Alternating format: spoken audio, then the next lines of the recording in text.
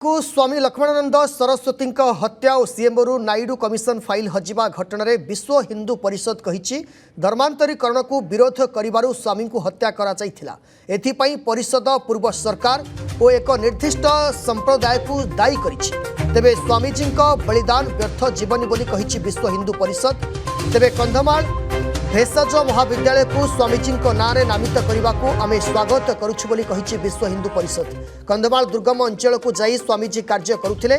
शिक्षा स्वास्थ्य कृषि क्षेत्र में स्थानीय बासिंदा को सशक्त करुथिले, किंतु किछि निर्दिष्ट संप्रदायर लोके अर्थ लोभ देखाई सेठारे धर्मांतरीकरण करुथिले। एहाकू विरोध करिबारु स्वामीजी को हत्या करा जायथिबा कहिछि परिषद। तेबे वर्तमान रे सरकार यार तदंत निर्देश दैछंती।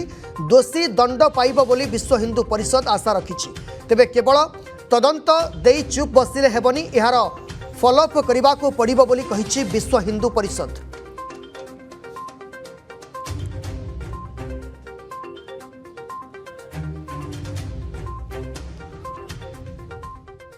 स्वामीजी नाम भेषज विद्यालय नामित होला। समग्र कंधमाल अंचल एवं उत्कल प्रदेश भारत ओडिशा प्रदेश संपूर्ण भाव में खुशी अछंती, आनंदित अछंती। किछि न्यस्त स्वार्थ व्यक्ति आपण जानती साप माने गाते थांती, पानी पले विषधर सर्प बाहर को बाहरती। तो ये जो विषधर सर्प माने बाहर को बाहरी तांकर उद्देश्य कौन? समाज को भ्रमित करने एवं निरीह जो आदिवासी जनजाति माने अछंती सेमाने समाज वर्तमान जो उन्नतिकरण कार्य होची ताकू एमाने बाधा सृष्टि करुचंती, उन्नतिकरण बाधा सृष्टि करुचंती।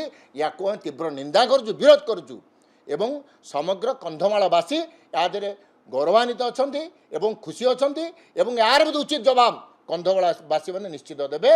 ये जो व्यक्ति मान न्यस्त स्वार्थ व्यक्ति जो माने विधर्मी माने ये जो भूल को प्रचार करुचंती याकू केवल समाज क्षमा देव ना। सरकार को तांकर आंतरिक उद्यम पाई विश्व हिंदू परिषद धन्यवाद अर्पण करुच्ची।